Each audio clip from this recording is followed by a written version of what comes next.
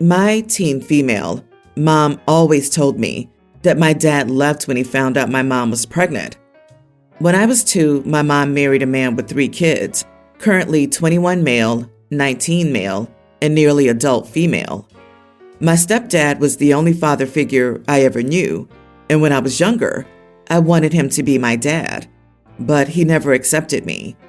I also have 4 half-siblings, tween female, younger tween female, younger tween male, and pre-tween male. My stepsister is definitely the favorite out of us older kids. My stepdad often seems only to care about her and the younger ones. My mom and stepdad don't have a lot of money, so it's pretty cramped. I have to share a room with my half-sisters. I always wear my stepsister's hand-me-downs, and we live in a crappy neighborhood, so I go to a crappy school. Sometimes we don't even have enough food. About a year ago, a woman contacted me on Instagram and told me she thought I might be her husband's daughter because he was dating my mom a few months before I was born. She told me that my mom ghosted my dad shortly after she got pregnant and moved to a different state. He tried to find her but couldn't. I didn't believe her at first, but after she sent me a picture of my mom and her husband, I decided to ask my mom. She confessed and told me she left my dad because she didn't want to commit to a relationship. I continued talking to my dad and stepmom, and they decided to come visit me. After I told him what it's like at home, he told me that he would fight for custody and the court would probably listen to me if I said I wanted to live with him. I wasn't sure then because I didn't want to abandon my mother. I told him I'd think about it and let him know. After thinking about it, I decided I'd rather live with him. My stepmom always wanted kids, but she's infertile, and she already loves me a lot, even though we've only met a few times. They also have a lot more money than my mom, so I could have my own room and new clothes, and I could go to a much better school. I know my reasons are really selfish, but I'd have a much better life with him. After I told him, he went to court and got primary custody of me. My mom's been giving me the silent treatment ever since, but yesterday when I was packing, she yelled at me and called me selfish for abandoning her and my little siblings as soon as my dad showed up, and said that if my dad loved me so much, he should have tried to find me earlier. I think she's the selfish one. She kept me away from my dad for the first 14 years of my life. Honestly, I think she's just mad because she won't have anyone to watch her kids anymore, and because my dad's been paying her $1,000 every month since he found me, and she won't have that anymore. Everyone except my younger half-brother and stepbrother is acting like I don't exist. My dad will pick me up on Sunday, and honestly, I can't wait. Edit. My dad's been paying child support for the last year, not my whole life. Not the idiot. Your mom is the selfish one cutting ties with your bio dad and disappearing because she wasn't ready for a committed relationship when she got pregnant. She took away your shot of having your dad in your life.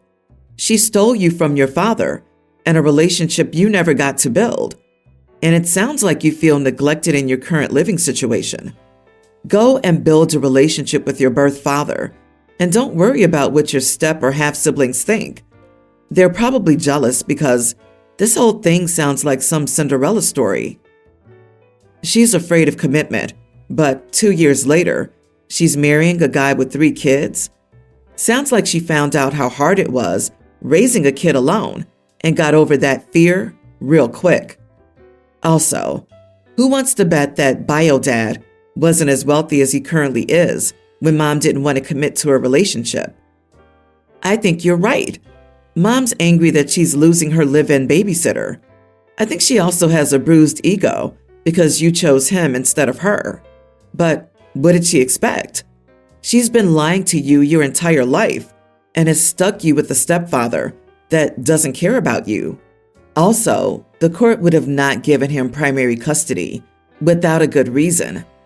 Child, with all the wisdom in my soul, I tell you that you should pursue people who truly love you. It's not your job to ensure your mom is okay. It's the other way around. There's a lot about this situation that you're likely going to figure out later on in life wasn't the norm or wasn't quite okay. I think you should ask your father and stepmom to put you in therapy if you're open to that. Just remember, you're inherently worthy of being loved and loving yourself. You don't have to do anything to earn the right to be loved. You simply deserve to be loved. That's it. Full stop. I wish you the best. Homer Simpson said it best. Aw, I have 3 kids and no money. Why can't I have no kids and 3 money? I, female 29, am married and plan on having kids in the next decade. But I come from a family that is in a weird cult that thinks children are the end-all and be-all. I'm the only girl with 7 siblings, and I have 20 nieces and nephews. I hated growing up like this, and I promised myself I wouldn't have kids until I was secure in my career and marriage. My 5 oldest brothers are all tradesmen and make a good living to support their growing families. My youngest brother, however, had a chance to get out. He went ROTC, and everything was going great until he came home one Christmas, and my family started crapping on him for not starting a family. Well, now he has 3 kids and no money. His wife stays home and watches the kids. My parents approached me about helping him out since I, quote, have more money than I need. I don't, though. I'm saving up for my family. My parents only see that my husband and I live in a big house, drive new cars, and take awesome vacations. They cannot compute that the reason I can do this is because I don't have kids yet. I told them that I would contribute equally as they and my other brothers did. I wouldn't match it. I would just put in as much as the person who put in the least. They said I was being petty and parsimonious. I said that I thought my offer was fair, but that I'd withdraw it if they didn't agree. They're mad at me, and several of my brothers called to give me grief for hoarding my blessings. I may have been rude when I said that I had always been taught that children were the greatest blessing, so they were all better off than me. Not the idiot. You aren't obligated to help your family. You can if you want, but it's a form of abuse if they try to guilt you into it. You are being responsible, and they're being irresponsible. Why should you have to cover for their irresponsibility? Also, if you help them, it never ends. The burden will simply grow over time, and they will come to be reliant on it. When you later try to pull back the support, they'll act like it's abuse to not help them. Don't start. OP, tell them you tithe 10% to Planned Parenthood and you don't have any left over. I love how people decide what to do with your money. Give, don't give, whatever amount. It's all up to you, not anyone else. Their money problems aren't your issue. Your brother should learn to use protection. Calling your money a blessing is just a convenient way for them to downplay the fact that you've worked hard and saved to get where you are, so they can manipulate you into sharing that blessing since you're just so lucky to have it and your brother isn't. Miss me with that crap, y'all. Enjoy your hard-earned prosperity, and congrats on escaping this cultish mindset that reduces women to baby factories. Stay strong and good luck. My boyfriend, 30, and I, 30 female, were invited to his friend's wedding. I've met the bride and groom a few times. He's known them for decades. There's a local tradition for each guest to bring a dozen cookies to the wedding. Then at the wedding, everybody's cookies are displayed together to make a cookie table. We wanted to participate, so we baked cookies the night before. I have a very beautiful and expensive tea tray. My boyfriend suggested that I use it to display the cookies. I said no, it's a 300-person wedding, and I don't want some auntie accidentally taking it home with her. My boyfriend seemed fine with this. We found a simple bowl perfectly appropriate for the occasion and used that to display the cookies. After the wedding, as we were preparing to leave and I went to retrieve my bowl, my boyfriend told the newlyweds that I didn't want to use my tea tray because I thought one of the guests might steal it. I tried to backtrack by saying I didn't want it to get misplaced or damaged, but he called me out on lying. The newlyweds said something about everyone there being friends and family. It was very awkward, and we left shortly after. I'm angry because I told him that in confidence, and he should have known better than to repeat that to his friends, even though they were very close. Not the idiot, but your man sure is. No more cookies for him until he learns to behave better in public. Over the years, I've lost many things at potlucks. It happens. You were correct in using something you could live without if it got lost in the shuffle. Your boyfriend was a bit crass in bringing up your concern, in my honest opinion. What is the boyfriend's problem? What could he have accomplished by saying that? It was so unnecessary, and I doubt anyone was going around asking, why these trays and not more expensive ones too? At best, he was trying to get a chuckle out of the newlyweds. At worst, he was trying to straight up humiliate OP. Neither is acceptable, of course. The man is an idiot and sounds completely socially awkward. I gasped when I read this, suspecting this may be an antique. Your boyfriend is a jerk, and this crap does happen. I loaned my very perfect and expensive silver tray service for a wedding. As I was at the wedding, I didn't see what they were up to until it was too late. Someone took my service off the tray and used a carving knife to cut up meat and cheese on the tray, gouging huge score marks all over it. It is ruined. So, not the idiot for wanting your property to be protected. But I would seriously consider if you want to be in a relationship with someone who would do you dirty like that. I'm an artist. The majority of my income is tabling at conventions like Comic-Con. I work hard, not to toot my own horn, but I'm skilled and invested a lot of time and money, and that rewards me with a good income and a cool job. My niece is starting to draw, mostly anime characters. She has an iPad and a program I use because she wants to be like me, and that's cool. Not to be an idiot, but she's learning.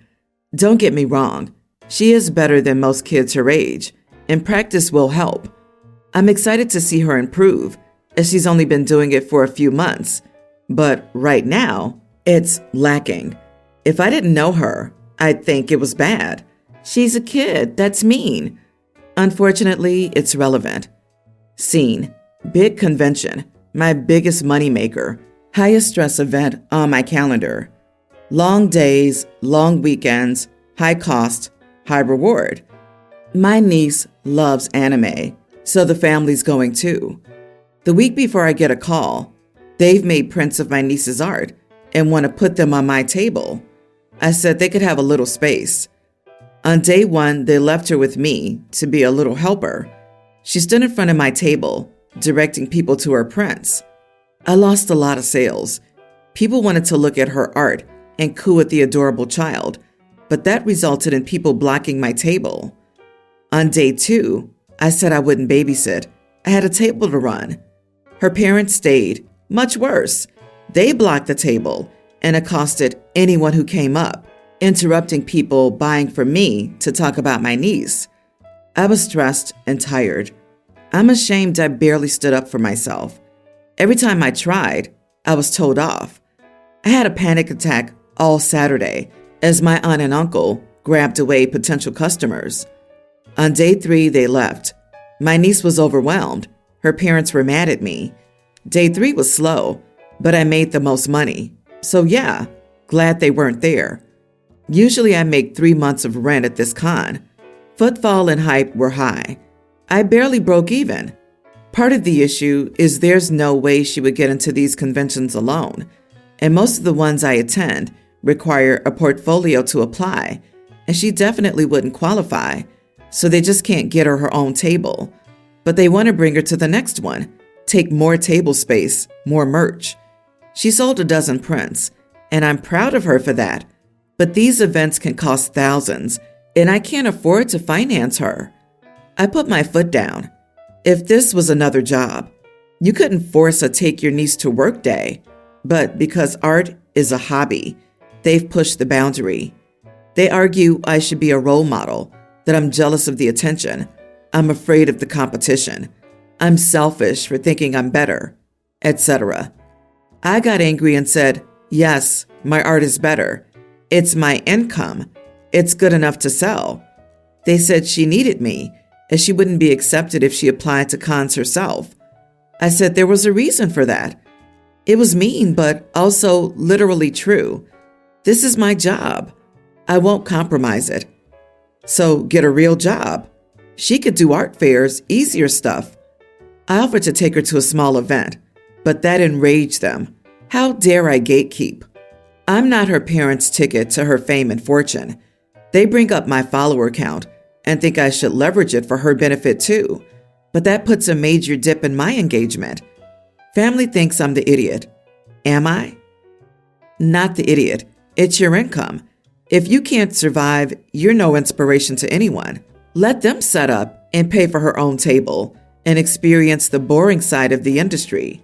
They're messing over your livelihood. That's not acceptable. And if they do it a second time, it could mean you end up homeless. You've basically taken a massive pay cut this year to let this child cosplay as a commercial artist. The absolute entitlement of them.